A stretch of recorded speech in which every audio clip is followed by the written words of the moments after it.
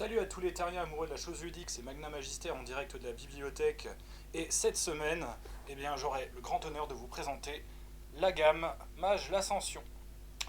Cette première vidéo, qui va probablement être la première d'une série de 3, sera donc consacrée à la revue de toute la gamme de Mage l'Ascension, de la première édition jusqu'à la fameuse édition M20. La fameuse édition M20, la voici en VO, en version collector. Vous voyez ce pavé,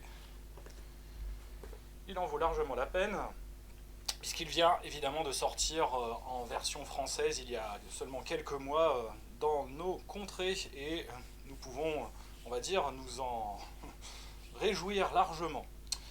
Alors, cette première vidéo qui va commencer le cycle sera plus amplement consacrée à la description de l'univers et un petit peu du système de jeu, puisque les deux sont évidemment imbriqués.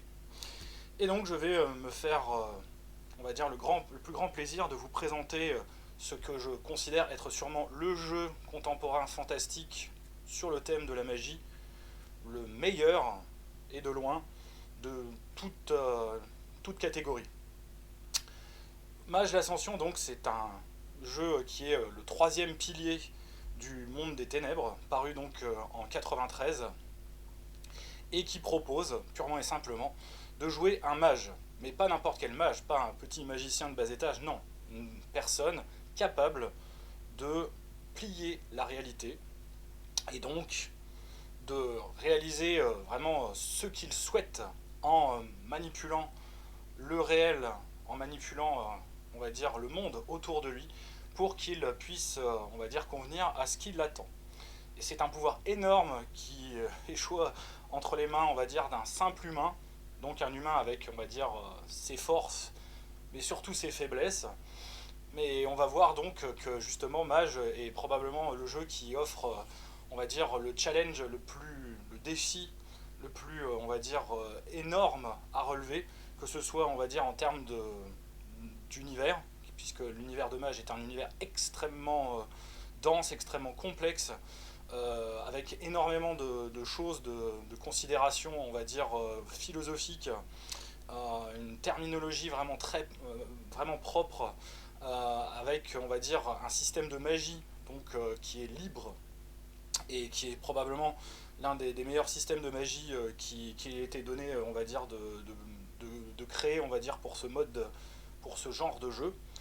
Et donc, moi je pense que, en tout cas, c'est le jeu contemporain qui permet, on va dire, qui permet d'explorer, on va dire, la thématique donc de la magie moderne de la manière la plus satisfaisante et, on va dire, la plus, on va dire, extraordinaire, la plus merveilleuse, si je puis dire.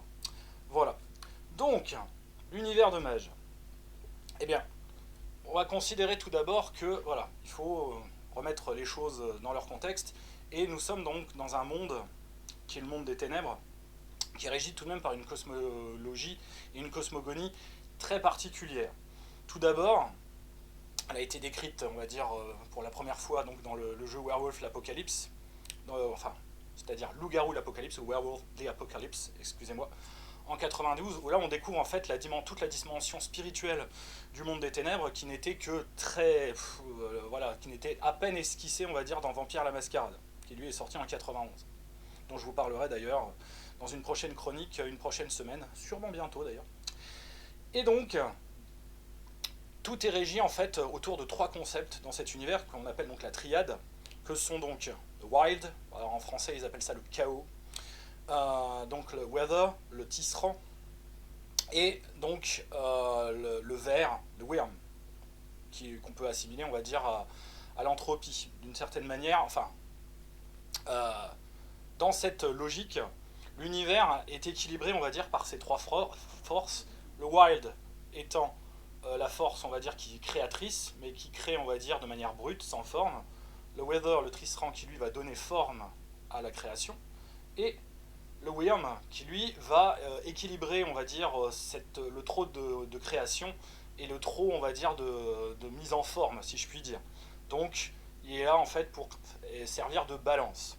Évidemment, les enjeux, on va dire, de l'univers vont tourner autour de ces 3 forces régissent déjà, on va dire, des clans, d'une certaine manière, des camps idéologiques pour ce qui est des loups-garous, assurément, des vampires un petit peu, et des mages beaucoup, puisque ces trois aspects vont définir en fait d'une certaine manière déjà trois, on va dire, catégories de mages qui vont plus, on va dire, représenter l'une de ces trois forces.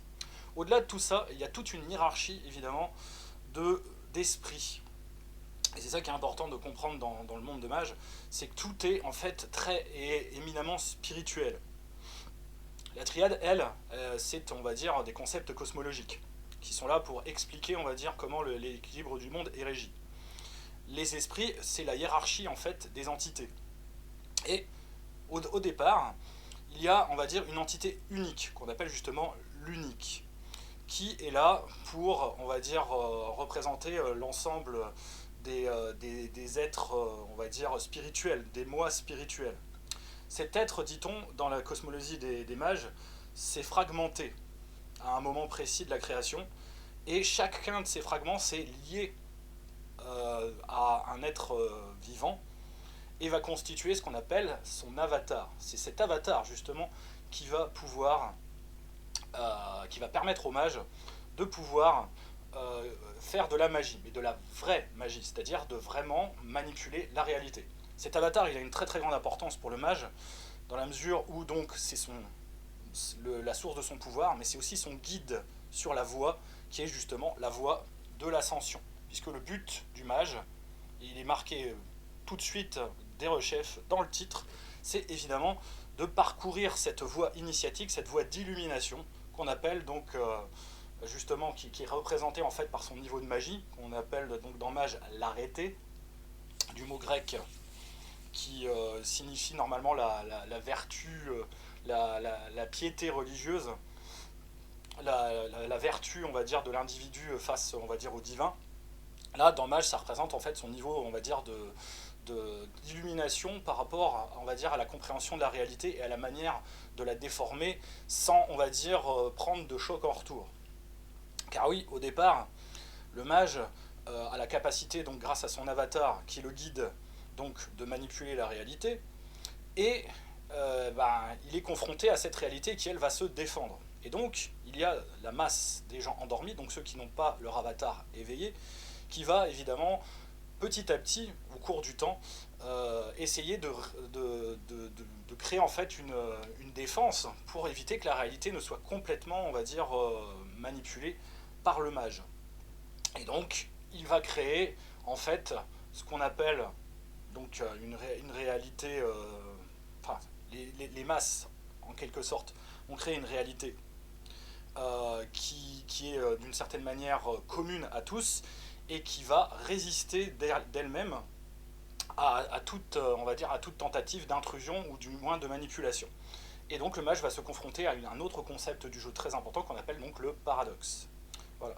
Alors, il y a beaucoup de débats, hein, le paradoxe, est-ce que c'est les masses qui l'ont créé, ou est-ce que la réalité elle-même, on va dire, voilà, il y a une interaction en tout cas entre la réalité et les masses, mais au départ en tout cas c'est les masses endormies, donc ceux qui n'ont pas d'avatar éveillé, puisque normalement chaque humain, et je dis bien chaque humain, normalement doit avoir un avatar, un fragment donc de l'unique en lui, et qui doit lui permettre normalement d'accéder, on va dire, à ce pouvoir. Sauf que, évidemment, beaucoup, et la majorité, en fait, ne sont jamais éveillés à la magie, et il y a, on va dire, des gens qui sont plus prédisposés, de par leur avatar, à, on va dire, apprendre la magie, à être initiés à la magie, voire même à s'éveiller spontanément pour certains, pour des avatars très puissants.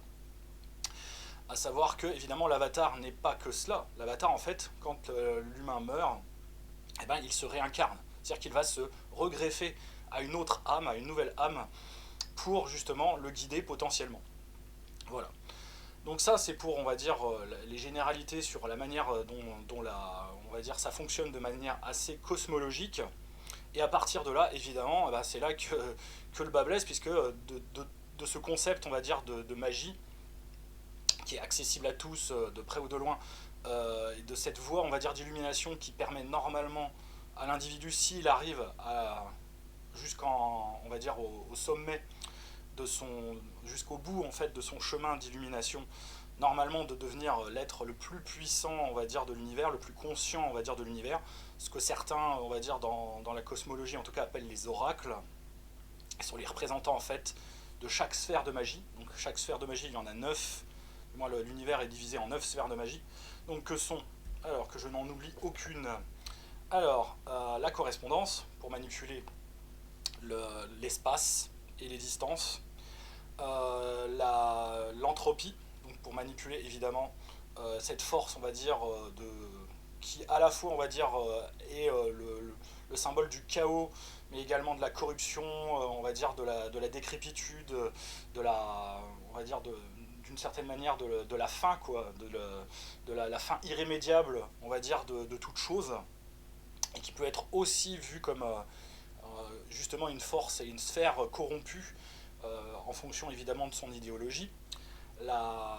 Les forces, donc manipuler donc les forces primordiales, hein, donc dans le sens physique du terme, donc voilà, manipuler la lumière, le son, toutes les ondes, etc.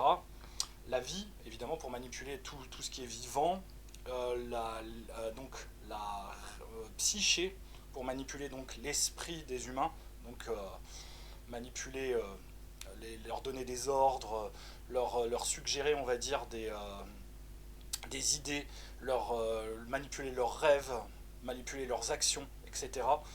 Investir, posséder leur esprit, la matière, qui là donc c'est manipuler donc toute la matière, tout ce qui est on va dire composition autour de nous qui est inerte.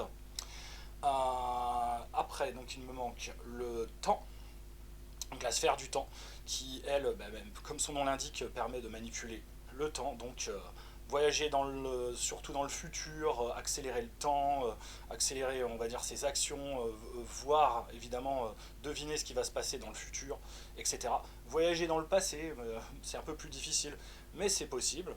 La sphère donc de l'esprit, donc là on interagit avec tout le monde spirituel, et toute la cosmologie que je vous ai décrit avant, et j'en oublie une, non, oui, Prime, évidemment, la sphère donc de Prime ou Prime, qui est la manipulation en fait de l'énergie, purement et simplement l'énergie qui compose toutes les choses, qui compose en fait tout ce qui existe en fait et donc on manipule cette énergie, et cette énergie évidemment c'est ce qu'on appelle la quintessence, et elle permet, on va dire, de créer des effets magiques plus puissants évidemment, et de créer au niveau primordial des effets magiques évidemment extrêmement puissants, puisqu'on utilise la magie brute en fait, donc la fameuse quintessence. Voilà. Donc à partir de tout cela, donc de cette magie, va se décliner dans le monde, on va dire, plusieurs philosophies qui évidemment vont lutter l'une contre l'autre. Celle qu'on vous propose de jouer normalement dans le monde de mage, dans le monde de base de mage, c'est ce qu'on appelle donc les traditions. Les traditions sont issues en fait donc de groupes de philosophies de magiciens extrêmement anciennes, qui justement, on va dire, se sont rassemblés autour d'une même idée, autour d'une même philosophie de vie, d'une même vision de la magie, et aussi donc d'une sphère qui les définit. Alors, ces traditions sont au nombre de 9, donc je me propose de vous les décrire par le menu. Donc les premiers sont la fraternité akashique, qu'on appelle fraternité akashite, je crois en français. Après, voilà, c'est sur les traductions, je suis jamais très très fan, hein, je préfère vous le dire tout de suite. Voilà, il y a certaines traductions qui moi, en fait, au cours, puisque je suis la gamme exclusivement en version anglaise depuis le début, donc j'ai jamais été, on va dire, très, très d'accord, et même assez fâché avec certaines traductions que je trouvais un peu hasardeuses, qui parfois étaient pas forcément idiotes, mais qui en français, ne serait-ce que, on va dire, poétiquement parlant, rendaient pas forcément beaucoup, où il y avait vraiment même certaines erreurs au niveau, on va dire, de l'idée et du sens que rendaient certaines traductions. Mais bon, ça c'est une autre question que j'aborderai peut-être plus tard dans une autre vidéo sur un sujet plus général. Donc la fraternité akashique, donc eux se rassemblent autour donc justement de la sphère de la psyché, donc ils manipulent leur esprit, l'esprit des autres. Évidemment, c'est un groupe de mages, une tradition de mages plutôt tournée, on va dire, vers la méditation, les arts martiaux, vers toute cette culture, on va dire, du développement de soi, du soi intérieur, et de la manière, on va dire, justement d'améliorer son être par, on va dire, une forte spiritualité. Et donc évidemment, ils sont connus pour avoir développé donc un art martial qu'on appelle le Do, justement, qui est dans le système de jeu de mage quelque chose d'extrêmement puissant, voire même de trop puissant. Enfin, en tout cas, dans les premières éditions, c'était un peu la fête du slip, comme on dit vulgairement. La deuxième, donc le cœur céleste ou Celestial Chorus.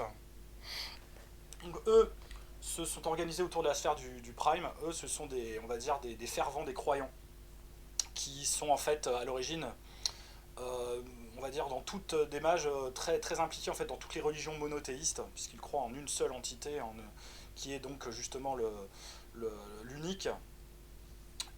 Et donc, eux manipulent donc l'énergie primordiale et on va dire s'organisent vraiment comme une sorte de religion, quoi. Leur tradition est une forme de religion et avec toutes les dérives que ça peut amener, puisque certains, on va dire, arrivent au fanatisme religieux et à être, on va dire, des gens parfois un peu détestables, un petit peu extrémistes. Voilà.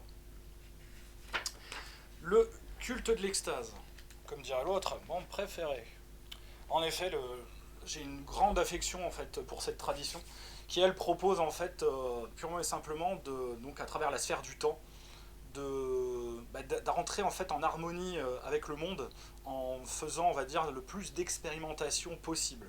Donc évidemment, ils vont utiliser des drogues, tous les moyens, on va dire, qui leur permettent d'entrer justement en transe, donc la musique, la danse, ce genre de choses. On le dit aussi évidemment qu'ils peuvent utiliser, on va dire, les pratiques sexuelles pour justement arriver à ces moments d'extase, justement, extase, cult of ecstasis. Et donc, ils expérimentent en fait la sphère du temps à travers justement toutes ces pratiques qui vont leur permettre, on va dire, de se mettre hors du temps, d'être, on va dire, en suspension comme ça, et de vivre en fait un moment d'harmonie, un moment on va dire, comment on dit, d'osmose, on va dire, avec l'univers. Voilà, c'est une philosophie qui est vraiment très très intéressante. Moi, en tout cas, j'adore. Les Dream Speakers, alors qu'on appelle en français, si mes souvenirs sont bons, les onirologues. Ça, là, j'avoue, c'était très dur à traduire, hein. Je n'en veux pas. Donc, les Dream Speakers, c'est en fait toute la tradition de mage tournée autour donc de la sphère de l'esprit, de l'esprit, et donc tournée autour de toute la dimension spirituelle. Donc, ils vont évidemment, c'est les traditions chamaniques, c'est les traditions, on va dire, des premiers hommes qui étaient tournés donc vers le culte des esprits, et qui vont donc user, on va dire, de cette relation pour, on va dire, mieux comprendre l'univers et donc être, on va dire, éveillé justement à cette dimension spirituelle et pouvoir interagir facilement avec elle. Une tradition très sympathique aussi, malheureusement, trop peu représentée. Une que j'aime beaucoup également est Zoe Thanatos, ou Euthanatos, vous pouvez le prononcer vraiment à la grecque stricto sensu. Donc là, c'est une vieille tradition, comme à peu près toutes, il y en a des plus récentes, hein, je le préciserai, donc, où eux, purement et simplement, ont on va dire, la croyance et le respect du cycle de la vie et de la mort, et vont donc, d'une certaine... consacrer en fait toute leur énergie à faire respecter en fait ce cycle de la vie et de la mort. Et donc, une personne qui pour eux ils jugent qu'ils sont marqués en fait par le destin, marqués par la mort, ils vont leur offrir la douce mort, donc l'euthanatos, donc justement la bonne mort, pour on va dire leur permettre de se réincarner dans une nouvelle vie qui leur sera plus propice. Voilà. Bon, alors par contre, quand ça tombe sur vous, évidemment, vous n'êtes pas trop d'accord à dire comment ça, je dois mourir, vous êtes sûr de votre coup là, c'est un peu abusé, monsieur. Mais bon, voilà. Donc ce sont souvent en fait des assassins, des porteurs de mort. C'est vraiment la mort qui marche. On le voit plutôt comme ça, on les voit de manière assez négative, alors que pourtant, ils ont un rôle essentiel à jouer dans on va dire, l'univers. Et donc évidemment, ils vénèrent la sphère de l'entropie, puisque ça leur permet donc de manipuler l'aléatoire, mais aussi de voir, on va dire, la fin des gens, quoi. L'entropie, c'est aussi voir les faiblesses, voir, on va dire, la destinée, on va dire, la fatalité. Voilà. Ensuite, les Hollow Ones, qui est donc une tradition, elle, plutôt récente, qu'on appelle en français les excavés, si mes souvenirs sont bons. La traduction est bonne. Par contre, là, quand il y en a une qui est bonne, je le dis, mais bon, Hollow Ones, ça a tellement plus de dimensions sonores, je trouve. Euh, et donc, eux, c'est une tradition assez récente qui est tournée autour de tous les mouvements un peu, on va dire, un peu punk, un peu nihiliste, gothique, et qui n'ont pas de sphère de prédilection. C'est la 10e tradition en fait, qui n'a jamais été reconnue comme telle par leur père. Et ils sont vus vraiment un peu à l'écart. Hein. Ce sont des parias, même s'ils forment un groupe. C'est un groupe, on va dire, qui ne se reconnaît que lui-même en tant que groupe. Les autres ne le reconnaissent pas tel quel. Ils sont souvent vus ce qu'on appelle dans Mage comme des orphelins, c'est-à-dire des personnes éveillées mais qui n'ont pas été, on va dire, initiées ou du moins oui, à qui on n'a pas appris, on va dire, la philosophie d'une tradition. Et donc, eux, en fait, voilà, c'est un art de vivre, d'une certaine manière, c'est un art de vivre qui correspond, en fait, qui est le miroir de la société du monde des ténèbres. C'est avant tout cela. Et c'est une tradition que je trouve, moi, très intéressante. L'ordre d'Hermès, voilà. J'aurai l'occasion de vous parler d'Ars Magica un autre jour, mais évidemment, le monde de mage est très intriqué et lié, on va dire, de manière très forte à Ars Magica, et l'ordre d'Hermès, évidemment, est l'héritier, on va dire, de l'ordre d'Hermès qu'on connaît dans Ars Magica. Qui en fait, Ars Magica, c'est le monde de mage, mais à l'époque médiévale. Voilà. Pour ainsi dire, pour simplifier, ce qui veut dire que la terminologie entre Ars Magica et mage est quasiment similaire sur beaucoup d'aspects. Et on y retrouve évidemment l'ordre d'Hermès, qui était le seul ordre de magie qui existait à l'époque dans Ars Magica et qui là en fait n'est qu'un des aspects, évidemment. Et donc l'ordre d'Hermès c'est une vieille tradition qui, on va dire, qui, on va dire, considère la magie comme un art justement, l'Ars Magica, et qui était donc divisé à l'époque. Donc, alors là, aujourd'hui, il n'y a plus que 9 maisons. À l'époque, donc d'Ars Magica, il y en avait 12. Donc les maisons, évidemment, ont eu des déboires. Hein. On ne parlera pas, par exemple, de la maison Tréméré, qui a eu un destin un peu particulier, on va dire, voilà, qui s'est retrouvée justement dans Vampire. Donc ceux qui connaissaient Ars Magica ont été très, très surpris de voir, très amusés de voir que les Trémérés avaient passé de bord, avaient changé de camp, si je puis dire, entre guillemets. Et donc, l'ordre d'Hermès, eux, c'est plutôt vraiment la tradition des traditions, quoi. C'est les mages traditionnels qui apprennent la magie, on va dire, à la fois comme un art, mais aussi comme une science ésotérique, et qui ont une théorie de la magie, on va dire, qui est très particulière, quoi, qui est issue justement de la théorie de Bonisagus, qui était le fondateur de l'ordre en question.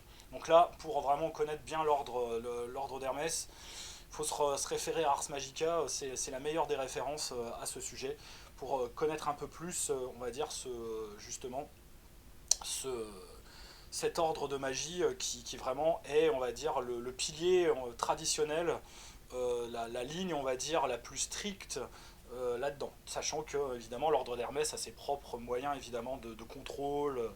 Voilà, ils ont toujours la maison qui est là, donc les coécitors, pour justement juger les mages dissidents, etc. Et donc ils ont un pouvoir évidemment, en termes déjà on va dire d'enseignement énorme sur beaucoup, donc c'est l'une des traditions les plus étendues, et en plus ils ont un pouvoir politique également énorme. Mais je reviendrai dans la gamme, quand je vous parlerai, on va dire, des suppléments qui parlent du Conseil des traditions, ce qu'on appelle Horizon. Ensuite, les fils de l'éther. Donc là, c'est une tradition beaucoup plus récente. Donc là, c'est basé évidemment sur, on va dire, le développement des sciences au 19e siècle et la fameuse théorie de l'éther qui a donné lieu à beaucoup de controverses en termes scientifiques à l'époque.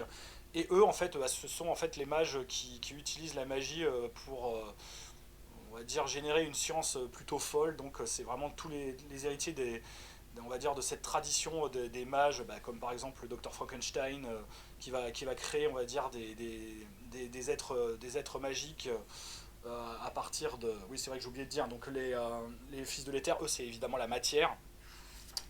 L'ordre d'Hermès, eux, c'est les forces, leur sphère de prédilection. Donc les fils de l'éther, eux, vont utiliser la science pour, on va dire, développer leurs théories les plus folles et créer, on va dire, les choses les plus inattendues, les plus merveilleuses. C'est vraiment le merveilleux scientifique, hein, c'est celle de, on va dire, de notre culture, on va dire, littéraire du tout début du XXe siècle, un peu la culture pulp aussi. Voilà, tout se retrouve là-dedans dans les fils de l'éther, que d'ailleurs c'est une des traditions que j'aime beaucoup également. Je trouve ils ont beaucoup de cachets, quoi. Voilà, c'est donc nos fameux scientifiques complètement cinglés. Une tradition que j'aime énormément, en fait j'en aime beaucoup, hein. Il y en a très peu que j'aime pas du tout, les verbena. Donc là c'est la traduction, on va dire, très ancienne, liée évidemment à la vie, donc à la sphère de la vie, et donc liée à l'amour et au respect, à l'harmonie avec la nature, mais là de manière, on va dire, plus physique que spirituelle. Voilà. Donc, évidemment, c'est les sorcières, on va dire, les Wicca, les sorciers et sorcières modernes qui vivent dans la forêt, les vieux ermites qui dansent tout nus à la pleine lune. C'est toute cette dimension-là, les sacrifices sanglants humains, euh, toute cette dimension voilà, qui est vraiment très, très intéressante de mon point de vue. Et enfin, la plus récente, les adeptes du virtuel. Voilà, donc là, oui, évidemment, bah, la, la, la technologie, le développement technologique oblige. Les adeptes du virtuel, eux, sont liés à cet aspect technologique qui est donc le développement évidemment du réseau, du réseau informatique mondial et on va dire de cette dimension donc qu'on appelle on va dire la matrice. Donc dans Mage, c'est ce qu'on appelle on va dire la toile numérique, le digital web, qui est vraiment un jeu dans le jeu, hein. Techniquement, quand je ferai la revue des suppléments, vous verrez que vraiment c'est vraiment un aspect de campagne qui peut vous tenir des années rien qu'avec ça. Et donc eux, bah, évidemment, ils connaissent cette technologie. Ils ont donc évidemment la sphère de correspondance, évidemment la gestion de l'espace, des distances.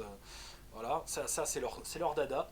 Et donc ils sont un peu controversés parce qu'ils sont à la limite, on va dire, des traditions. Ils sont tellement dans la technologie moderne qu'ils sont plus vus justement comme presque, on va dire, des technocrates. D'ailleurs, ils l'ont été à l'époque, hein, comme les fils de l'éther. Bon, ça c'est pour la petite histoire. Et voilà, donc ça c'est pour les adeptes du virtuel, c'est si vraiment vous êtes adepte des hautes technologies, de l'informatique, eux sont vraiment dans cette dimension-là, c'est le cas de le dire. Voilà, donc ça c'est pour les traditions.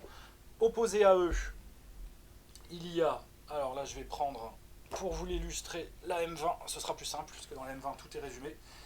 Il y a évidemment leur pire ennemi, donc là où eux veulent une magie, on va dire, libre, bon, certes, quand même, je dis pas contrôlée, mais en tout cas, on va dire préservée, et préservée dans leurs idéologies, dans leur philosophie. Donc le but des traditions, c'est de survivre, de se préserver elles-mêmes, tout en favorisant malgré tout, on va dire, l'apprentissage de la magie, et en favorisant, on va dire, ouais, la subsistance, si je puis dire, de leurs idées et de leurs traditions.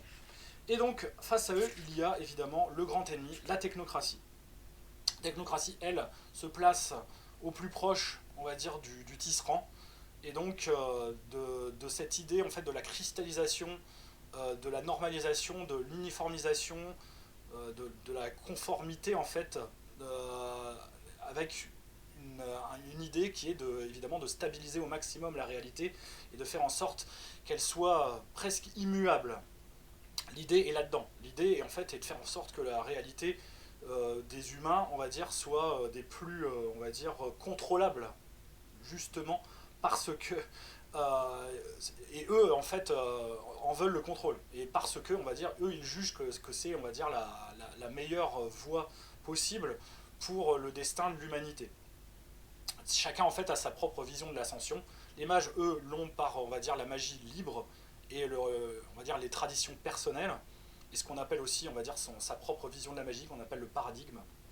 Bon, je ne rentre pas dans les détails parce que là, c'est vrai que sinon on entre dans des considérations très philosophiques il faudrait que je vous passe des heures à l'expliquer et c'est beaucoup mieux en fait de le jouer en jeu. Tout à fait. De mon point de vue. Et donc, les fameuses traditions, donc s'oppose à la technocratie, qu'on appelle, elles, conventions, qui sont au nombre de 5, et elles définissent à chacune en fait une vision en fait de la magie, mais d'une magie, on va dire, qui est travestie, qui est cachée, qui est dissimulée par la technologie. Voilà, on se rappelle de la fameuse phrase du très grand auteur de SF, c'est Clarke, que toute, on va dire, technologie suffisamment avancée, justement, est indissociable de la magie.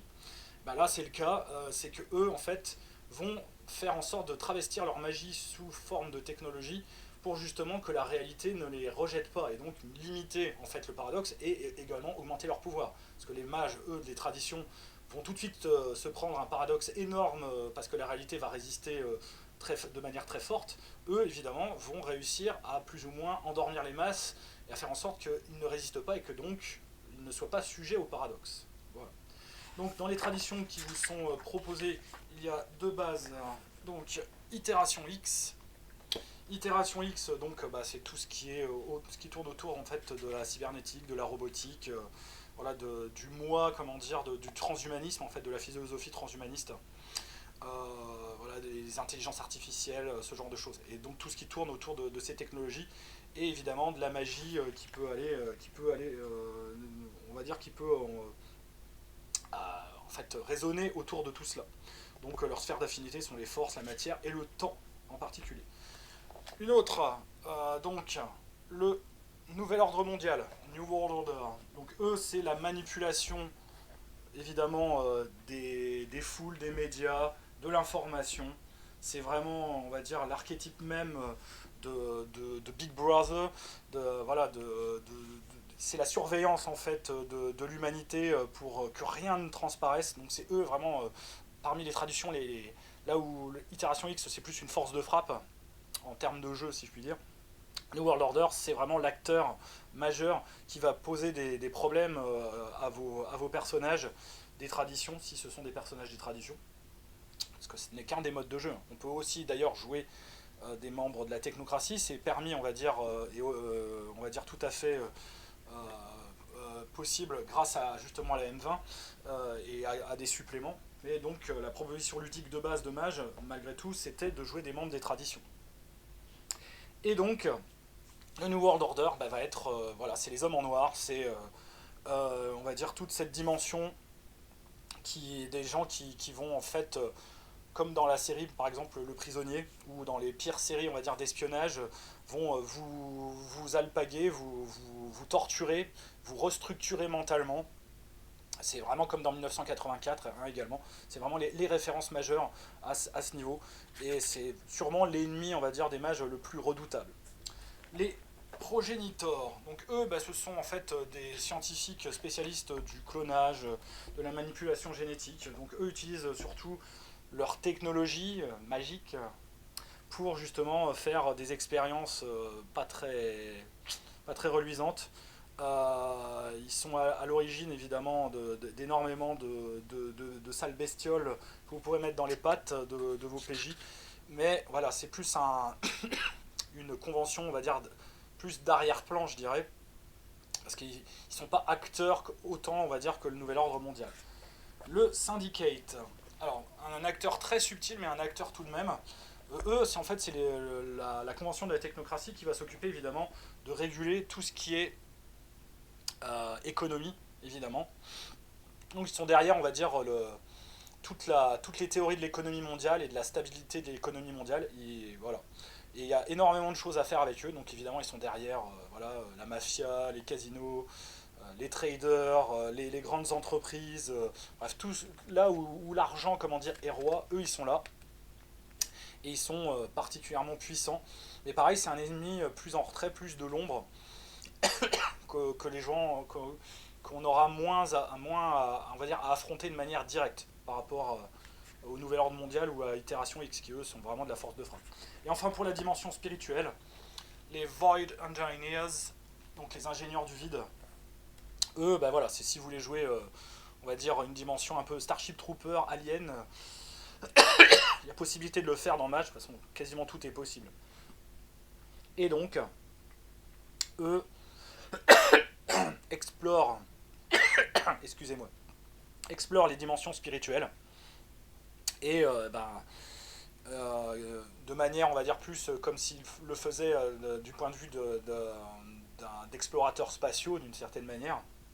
Et pareil, c'est diablement intéressant, mais eux, on a très peu de chance en fait de les voir sur Terre. Donc pareil, c'est un ennemi qui va pas être, on va dire, toujours dans les pattes des joueurs, comparé, on va dire, à d'autres. Voilà. Et donc, et oui, parce que c'est vrai qu'au final, vous allez me dire, mais dans ce cas-là, si c'est des ennemis toujours en retrait, qu'est-ce qu'on met dans les pattes des joueurs? Bah, les principaux ennemis en fait des mages, ça va être les mages des traditions eux-mêmes en fait, la plupart du temps. Donc après, il y a évidemment une foultitude ce qu'on appelle en fait, ce qu'ils appelaient, on va dire comme dans la terminologie, des sortes en fait de guildes, de ce qu'ils appelaient en fait dans la première, deuxième et même troisième édition des crafts. Donc c'est des petites traditions, des traditions perdues, si je puis dire, qui ne font pas partie du conseil, ou des vieilles traditions, on va dire, dissidentes, qui constituent en fait des trop petits groupes de mages pour être reconnus ou pour avoir un poids politique quelconque dans le système des traditions. Donc voilà, je les passe en revue. Donc les Alibatines, eux, voilà, c'est une tradition orientale qui est leur sphère de prédilection, c'est la correspondance de la même manière. Voilà, ils ont été membres des traditions, mais ont été purement et simplement perdus, rejetés. Il y a également dans ceux qui sont vraiment connus, donc les alors que je ne dise pas de bêtises, voilà, les Children of Knowledge. Euh, Eux, ce sont en fait les héritiers des traditions alchimiques. Donc on retrouve dans cette classification dans le M20 les Hollow Ones, qui sont là vraiment décrits comme un craft. Et évidemment donc les orphelins.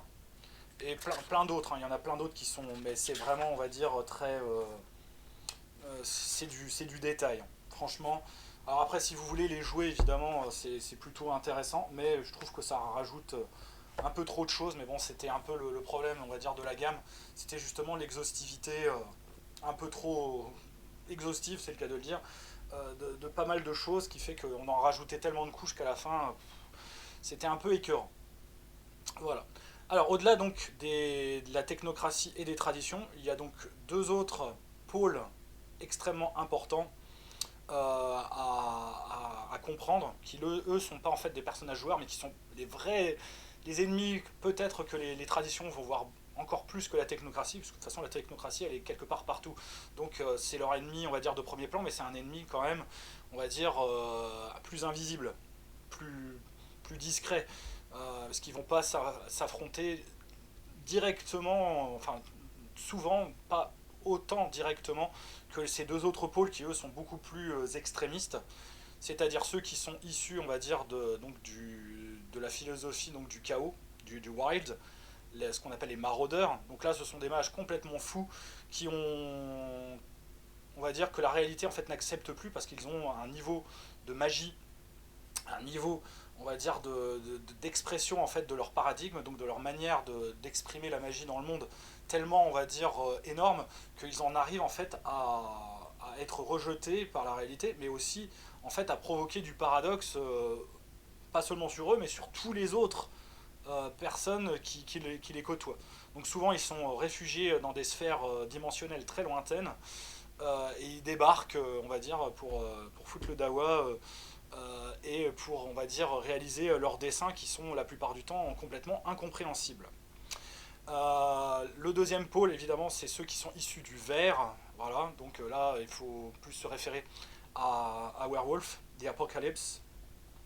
Le ver est devenu donc un symbole de corruption, parce que le ver, dit-on, dans la cosmologie, s'est fait enserrer, en fait, est devenu fou parce que le tisserand a trop tissé, il l'a enserré en fait dans sa toile, et comme il ne pouvait plus bouger, comme il ne pouvait plus réaliser son rôle en fait de balance, le tisserand donc a commencé à cristalliser le monde, d'où en fait le monde, pour expliquer le monde hyper technologique dominé justement par la technocratie qu'on connaît aujourd'hui dans le monde moderne. Et le ver en fait est devenu fou, et de cette folie est née en fait une corruption, et est née en fait une catégorie de mages donc qu'on appelle les Nefendi, un Effendus, des Nefendi, qui sont en fait des mages du verre qui vénèrent en fait une version pervertie en fait de l'entropie. C'est la sphère de l'entropie, mais une version un peu différente en fait, qui est plus adaptée, pardon, à leur philosophie. Voilà. Donc ça, c'est pour les différents pôles, les différentes choses donc qui constituent l'univers moderne de mage. Le principe de jeu de base, on vous offre donc la possibilité de jouer normalement un mage des traditions, qui va former donc un groupe qu'on appelle donc, c'est, alors pour les mages, c'est une cabale, et chacun normalement issu d'une tradition, ou alors jouer des orphelins qui vont découvrir la magie. Vous avez plusieurs modes de jeu possibles à ce niveau, et souvent ils vont avoir l'opportunité en fait de créer un lieu de vie, donc qu'on appelle en anglais une chantry, donc normalement c'est chapelle, mais bon, c'est traduit dans Ars Magica par alliance, dans Mage normalement c'est traduit par fondation, voilà c'est ça. Et donc en fait c'est un lieu de vie qui déjà a ses propres ressources en énergie magique, donc qui va avoir son accès en fait à l'essence justement, et qui est l'énergie magique dont ils ont besoin évidemment pour faire toutes leurs recherches, et voilà, ça va être vraiment une école de magie d'une certaine manière, un lieu de vie. Donc si évidemment ils accueillent d'autres initiés à qui on va enseigner la magie, c'est une école. Donc il y a évidemment un supplément que je décrirai plus tard dans la deuxième vidéo sur, on va dire, des traditions notables qui ont donc des fondations extrêmement réputées, qui font vraiment penser aux écoles de magie un peu à la manière, on va dire, de celles dans le monde de Harry Potter, hein, faut pas se leurrer. Euh, et tout en fait va s'organiser normalement autour de la vie en fait de cette fondation et de la vie de la cabale. C'est vraiment le principe ludique de base de Mage, c'est de former un groupe avec certes des idéologies différentes, des philosophies différentes, des paradigmes donc différentes, donc des manières de voir la magie différentes et de la pratiquer de manière, on va dire, unique, mais on va dire mettre ses biens en commun, mettre ses ressources en commun pour justement se parfaire soi-même, mais aussi se protéger du monde extérieur et découvrir petit à petit le monde dans lequel il se trouve, et gérer de près ou de loin les différents ennemis qu'on va leur mettre dans les pattes. Donc ça, c'est, on va dire, la proposition ludique de base. Après, il peut y en avoir d'autres. Donc on peut jouer par exemple justement une équipe de la démo, enfin une équipe de la technocratie, qu'on appelle un amalgame. Donc là, ça va être plus des agents qui vont être là pour réguler les mages de la tradition qui font des choses un peu on va dire, voyantes, et qu'il va falloir évidemment éliminer et supprimer tous les témoins d'une certaine manière, ou du moins faire en sorte qu'ils oublient tout. Un peu la Men in Black, hein, d'une certaine manière. Ce qui est proposé d'ailleurs également, puisque le supplément sur la technocratie, j'y reviendrai, vient de sortir, et j'espère sera traduit bientôt en français. Donc là, pour l'instant, la technocratie M20, qui était l'une des dernières souscriptions, pour Mage en tout cas, M20, vient de sortir en PDF. Donc vous pouvez l'acquérir facilement en PDF pour l'instant, en version imprimée bientôt également, pour justement, on va dire, jouer ce mode de campagne. Voilà, qui est plutôt intéressant. Donc ça, c'est pour les modalités de base, l'univers, donc ça permet, on va dire, déjà d'avoir un panel plutôt intéressant de possibilités de jeu à travers donc les traditions, les conventions de la technocratie, les crafts, donc les groupes de mages. Il y a déjà énormément, largement de quoi faire, hein, franchement, et donc après la thématique tourne assez souvent autour donc de l'ascension, justement, et de cette guerre de l'ascension où chacun va tenter d'imposer en fait sa philosophie. Les traditions évidemment partent pas gagnantes sur cette. D'ailleurs, on le verra dans l'évolution de la gamme. On peut dire d'ores et déjà même que dans la version M20, les traditions ont quelque peu déjà perdu. Et c'est justement ça qui est intéressant, c'est que voilà, petit à petit, on joue de plus en plus en fait des parias, quoi, des survivants de la purge, on va dire, de la technocratie. Et même si, on va dire, il y a beaucoup de choses à découvrir là-dessus, et même la technocratie a ses propres problèmes. Hein. Faut quand même pas se leurrer là-dessus. Voilà.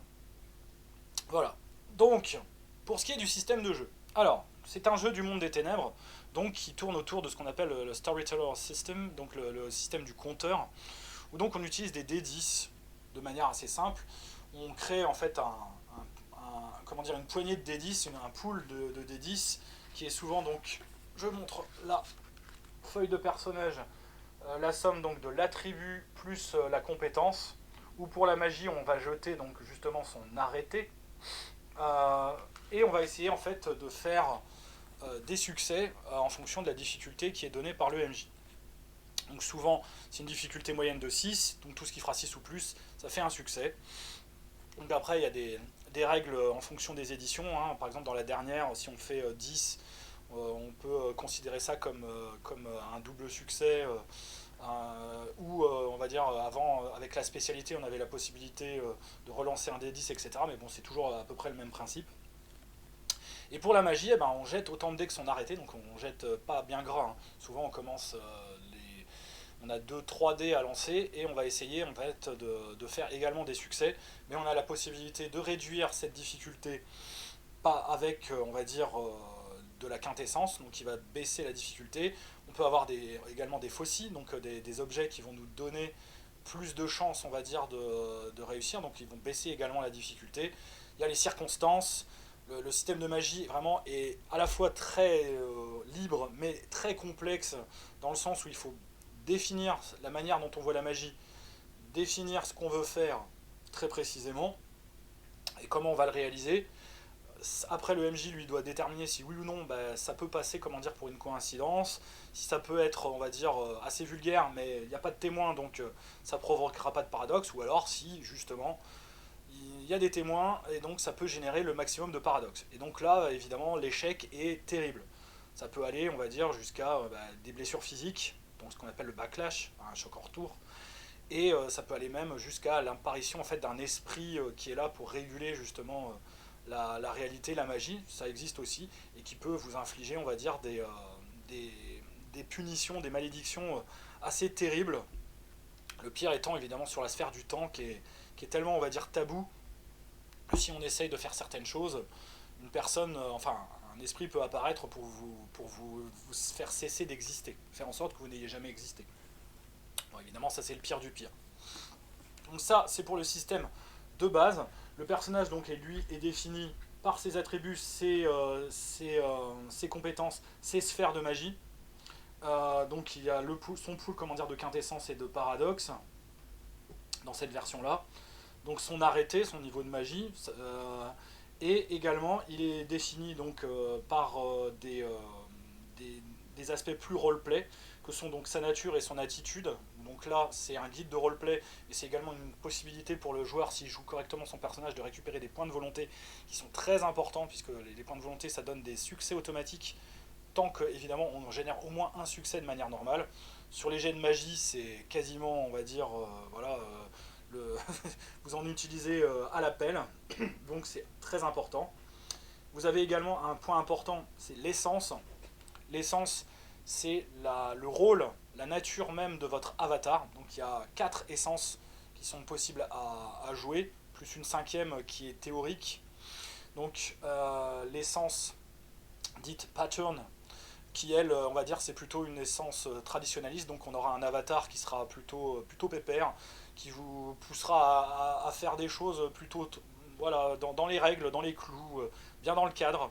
Là, qui sera opposé à l'essence dynamique, où là, voilà, il faudra que ça bouge, il faudra toujours que ça change, que ce soit en perpétuelle évolution. La troisième essence, c'est le questing, donc là, ce sera une essence qui, justement, vous poussera à toujours être en quête de quelque chose, à toujours relever un défi, un challenge. La quatrième, donc c'est l'essence primordiale, où là votre avatar descend en fait d'une divinité, d'un être mythique, et à une figure, on va dire, un peu particulière. Et la cinquième essence qui est théorisée, c'est l'essence infinie. Ça définit quelque chose de très très important dans le système de jeu, qui est donc justement l'ascension. Parce que vous dites, mais bon, voilà, l'arrêté, donc votre niveau de magie, ne va pas ça limite déjà vos sphères. Et ça va également se développer avec un moment particulier qu'on appelle l'épiphanie. C'est-à-dire que On n'augmente pas son arrêté comme on augmente n'importe quelle capacité ou pouvoir quand on change de niveau. Dans Mage, non, c'est pas ça du tout. On va, à partir du moment donc, où on a assez d'expérience et où le MJ est d'accord, enfin le compteur, est d'accord pour que vous augmentiez votre arrêté, passer dans un moment particulier, donc qu'on appelle justement l'épiphanie, où donc, en fait, votre avatar, vous allez le rencontrer, et il va vous soumettre une épreuve qui est justement fonction de son rôle, en fonction de sa nature, en fonction de sa personnalité. Et il va falloir résoudre ce problème, cette énigme, cette épreuve, pour avoir le droit en fait d'augmenter son arrêté. Et on peut échouer, hein, et donc voilà, on n'a pas, on perd pas ses XP, hein, mais en tout cas, voilà, il faudra recommencer l'épreuve à un autre moment. Mais souvent, bon, le personnage quand même réussit, hein, parce que s'il arrive à ce niveau-là, c'est qu'il est prêt, on va dire, à résoudre l'énigme. Parfois, il n'y a pas forcément de réponse ou de bonne réponse. Et donc, c'est vraiment un petit moment qu'il va falloir jouer, évidemment, en solo avec les joueurs, qu'il faut vraiment soigner, parce que ça fait vraiment partie éminemment de la richesse et de la spécificité du jeu. Voilà. Donc ça, c'est pour, on va dire, le système de manière assez globale. Sinon après il y a plein de petites choses évidemment, voilà, des règles supplémentaires pour signifier on va dire son paradigme magique qui existait dans la deuxième et je crois aussi dans la troisième édition qu'on appelle la résonance, où donc en fonction du type de magie, de la magie qu'on pratique, on va avoir on va dire une sorte d'aura fonction de la sphère que l'on utilise le plus souvent, qui va déteindre d'une certaine manière sur l'environnement autour de nous. C'est assez gênant. Pour ceux évidemment qui sont sujets au paradoxe, donc on peut en mourir, mais on peut accumuler du paradoxe et petit à petit ça risque comme une cocotte minute d'exploser.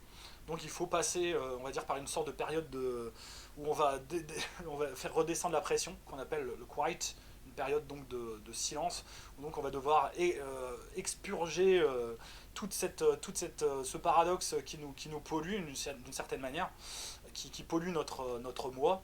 Et c'est des très mauvais moments à passer aussi. Et en termes de RP, c'est très intéressant, mais on va dire c'est pas facile, on va dire, à gérer au quotidien, en tout cas pour le mage, il est vraiment sujet à ce genre de choses.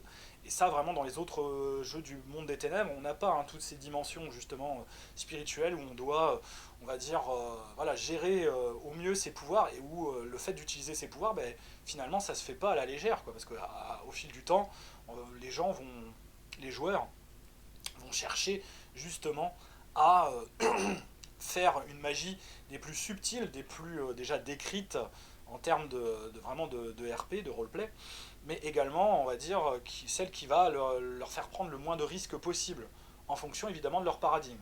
À moins qu'ils sont complètement fous et que justement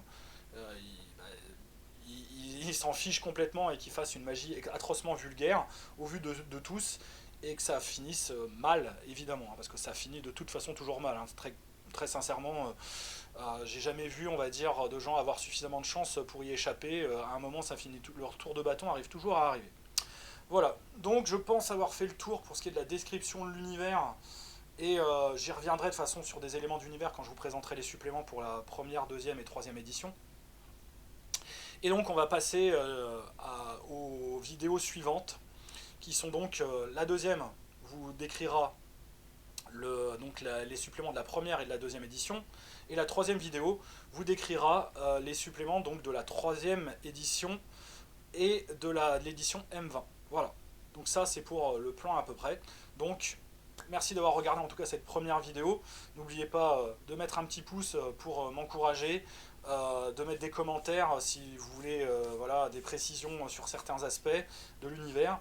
Oui, je sais, j'ai déjà, quand même presque une heure, été assez long, mais bon, ce jeu en vaut largement la chandelle, au moins de décrire, d'expliquer en fait ses concepts, parce que ce jeu fait atrocement peur de par sa complexité, alors que pourtant moi je trouve que voilà, le pratiquant quand même depuis presque 25 ans, c'est un jeu vraiment qui m'a jamais déçu, et qui permet vraiment, on va dire, d'explorer cette thématique de la manière la plus satisfaisante et la plus riche. Donc n'hésitez pas, si vous voulez vous y plonger, on se revoit dans les vidéos suivantes pour la revue donc, de la gamme. A tout de suite Et en tout cas, sinon, n'oubliez pas, jouez bien.